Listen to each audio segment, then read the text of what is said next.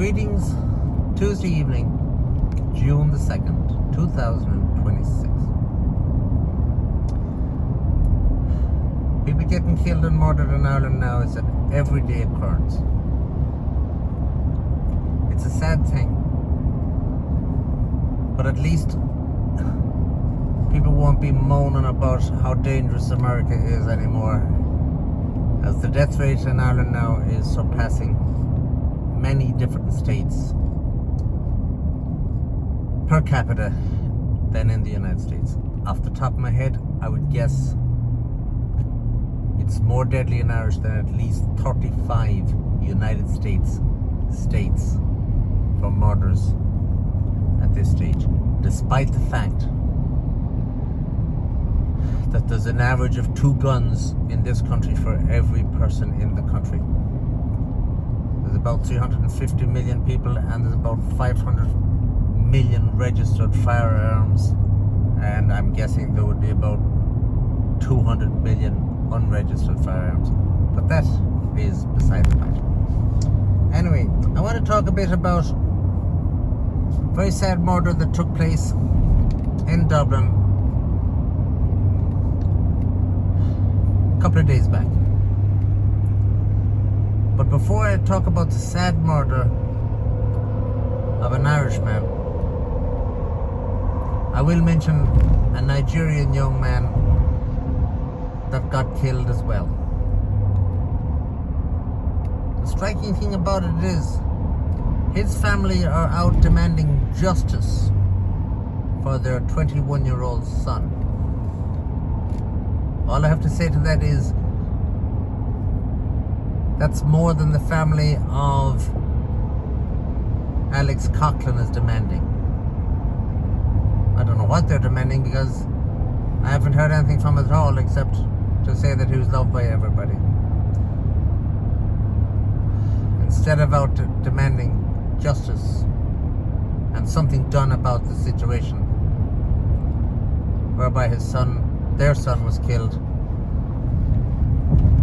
solely basically for fun because he was gay or whatever by 2 muck savages. We have dealt with that situation in the last video, or the video before actually. That's okay. Now, a Nigerian 21 killed in an assault. You can be beaten to death on the streets of Dublin now for very little, no reason.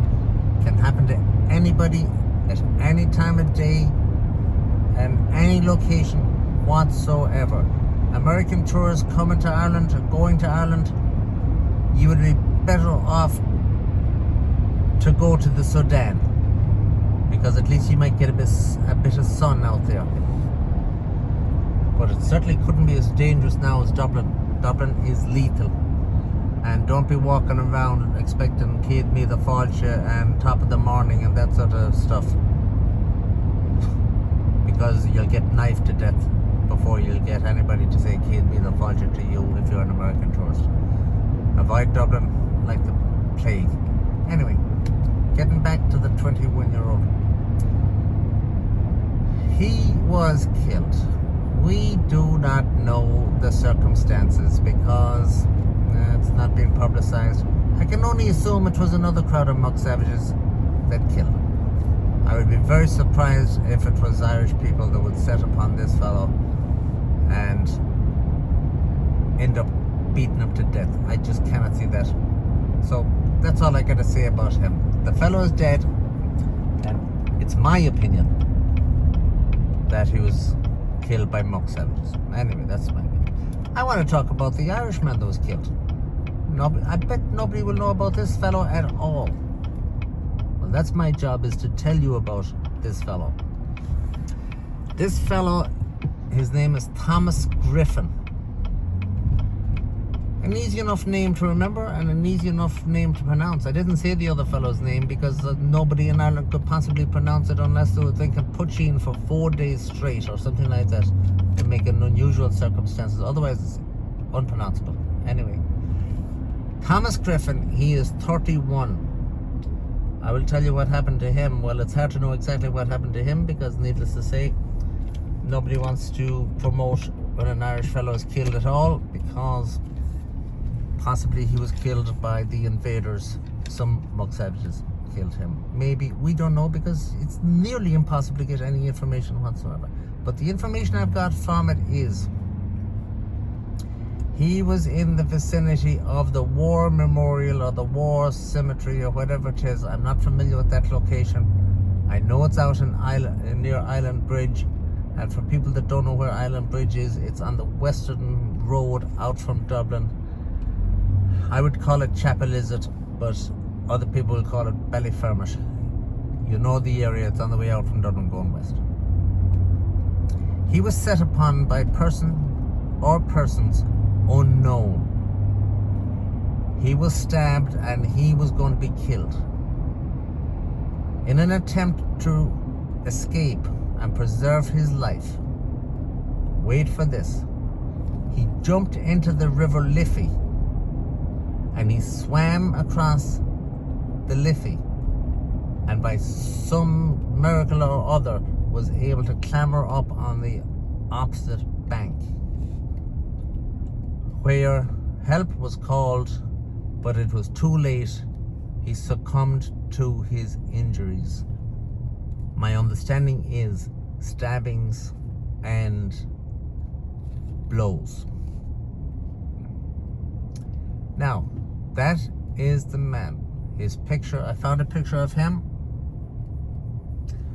A fine young man that should have had a great future was set upon by a group of people in Dublin, and he too was beaten to death and killed. When is this going to stop? I fear it'll never stop. But perhaps I'm being too pessimistic. It's up to the people of Ireland to stop it. People in Ireland better get their shit together and get organized. And I don't mean going for this stupid fucking march that I hear them idiots promoting on June the 10th. Once again, plonkers want people to travel from Ireland up to Dublin to march from the GPO to the Dáil and shout and roar. Hire buses. Oh man. These people are either completely stupid or they're worse than stupid. And I'm coming to the conclusion that they're not stupid, they're worse than stupid. That's a different situation. Perhaps I will make a video on that as well, because people need to be told a little bit of reality, and this video is to highlight the death, murder of a Irishman, not a Nigerian and not a Congo man and not a man from the moon, the man from Atlantis or the man on the fucking any place else either, but an Irishman. It's as simple as that. Now, it's been a while since I interviewed people. I may return to that because duty calls that I should do so. Some people even suggest, not some people, a person who watches my videos and who I respect and admire suggested that I would interview Kieran Kelly, and he had other people that I could interview as well, and maybe 3 people in a show. I might follow up on his suggestion, because what other stuff have I to do? Anyway, thank you for watching, and this is one time when you must say R.I.P. and R.I.P. for Thomas Griffin, and let's light a candle for his memory as well. Poor man, beaten to death.